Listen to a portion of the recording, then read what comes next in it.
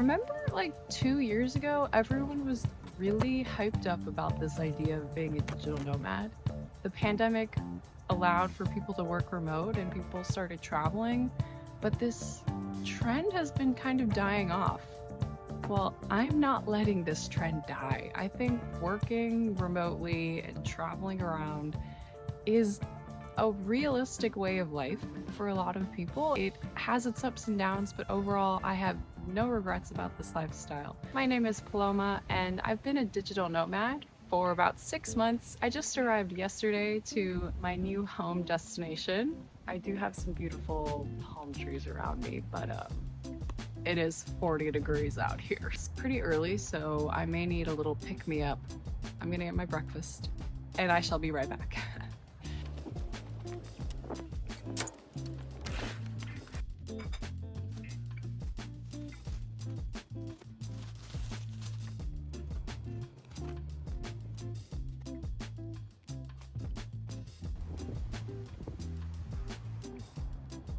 One of the hardest things I have experienced since starting this traveling adventure has been getting laid off.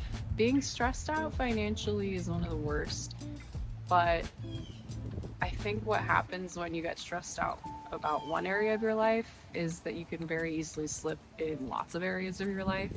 So in 2025, I'm really prioritizing my mental health and trying to create mental wealth, which is all about investing in your daily habits every single day so that your future self can reap the benefits of being happy and stress-free.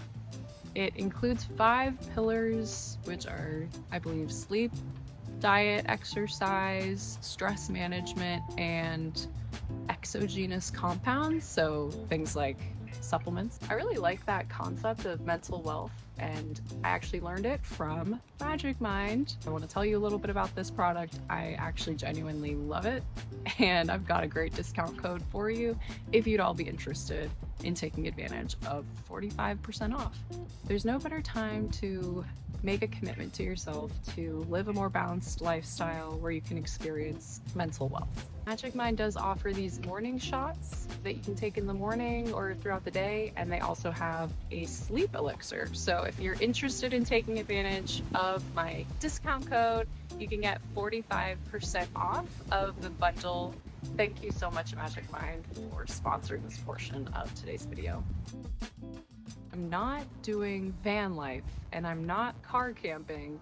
I'm staying places for about 1 to 2 months, and these are all furnished houses or apartments. I've been traveling around with my partner Alex, and we started this in about July, I believe, of 2024.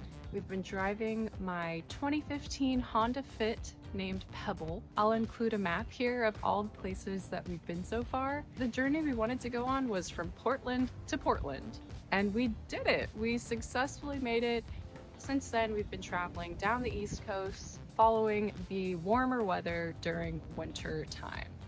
Let's talk about packing. What do we bring? First, we put a few big boxes down. Those provide some nice structure and flat surfaces, and then we continue just packing some bags and duffels all around those boxes. Eventually, it fills up perfectly, so I think the Honda Fit is big enough to fit everything that we have needed. The actual items that we bring are clothes, paint supplies because I'm a part-time paint and sip instructor, camera gear, kitchen supplies with some pots, pans, knives, just in case the places where we stay don't supply those, a box of jackets and shoes. I have a meditation pillow and yoga mat. We have a computer monitor, rock climbing gear, and then a guitar and a bass ukulele.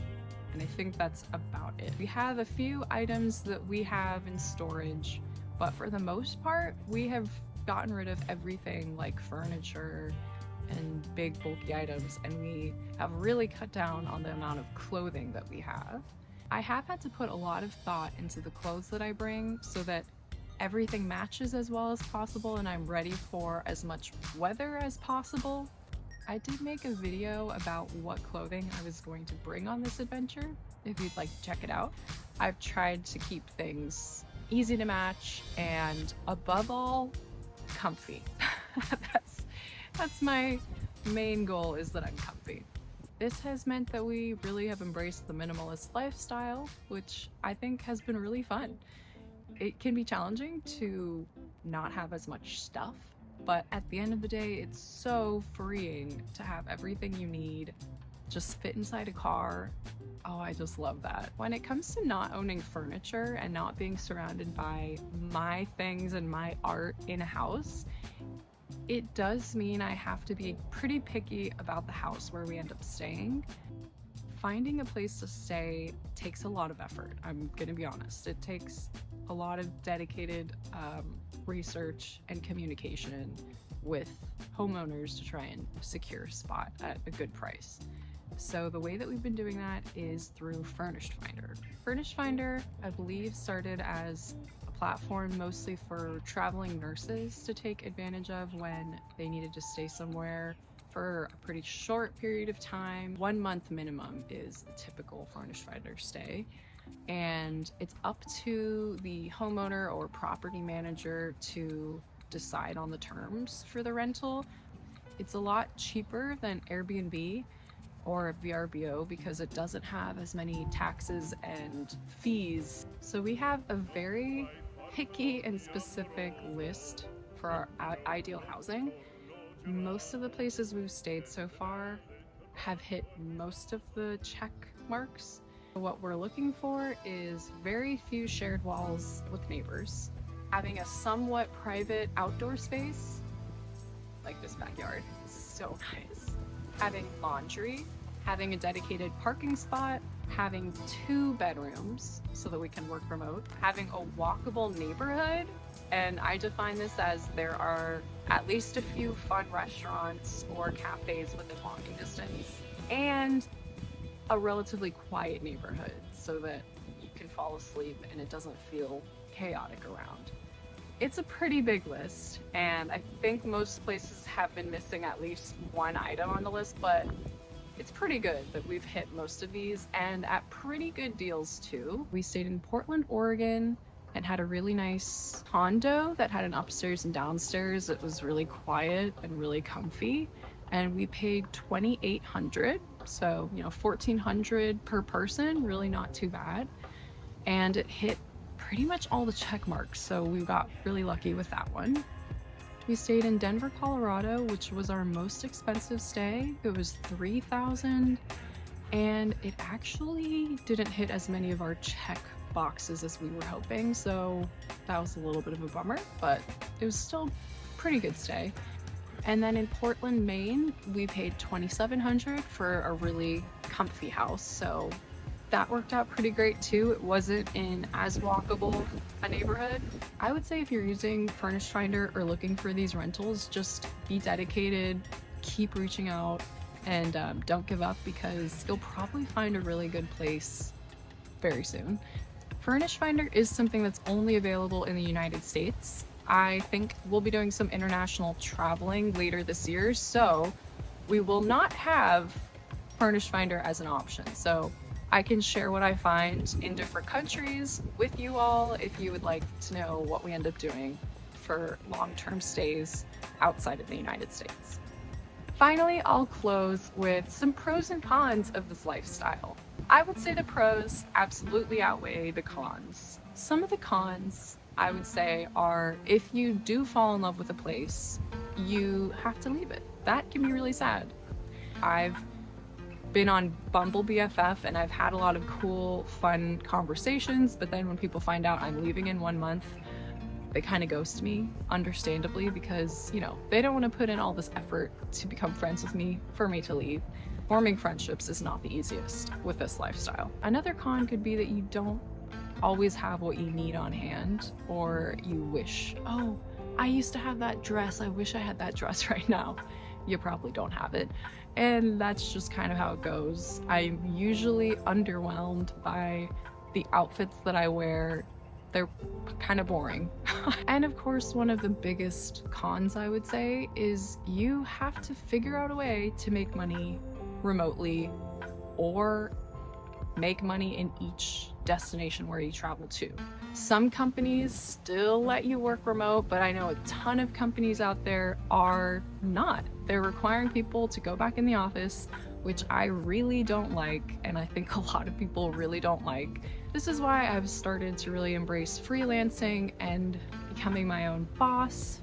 It is very daunting. There's no clear roadmap to it, but ultimately I believe it's going to lead to the most freedom possible if I'm not relying on an organization to keep employing me. That's ultimately the goal, and I think probably the best method for this lifestyle. Moving into the pros, if you don't like the house where you're staying or the city that you picked, it can be a relief to know that you're not locked into an entire year of rent. You can leave very soon. You can have your countdown and be like, only a few more weeks and then I'm gone. It's pretty low stakes if you don't love a place. Of course, a massive pro is adventure every day. You are in a new place, nothing feels stale. You don't get into this boring, monotonous routine. You get to constantly be looking for new places to go, and it's a lot easier to just find new experiences daily. I think that in general, I have just found that I'm living life so much more fully. I'm in the present moment because I'm experiencing new things in new places. I really feel extremely grateful and lucky, and I think that's a great headspace to be in, to be thankful that you're alive and happy and excited for what each day will bring. If you are able to secure your remote income source, it's empowering and it's freeing and it's so fun to be able to work from anywhere. I think it's something to strive for if this lifestyle calls to you. Don't give up on this dream. Find a way to make it happen. This would look different for everyone. Some people might really prefer to do van life, but if you like to have a roof over your head and a bathroom and Wi-Fi, and you want to do month stays somewhere, this is just to share with you that it's possible. You can do it. I believe in you. If you have any questions, please let me know. I'll do my best to answer based on my experience with this. Thanks for watching.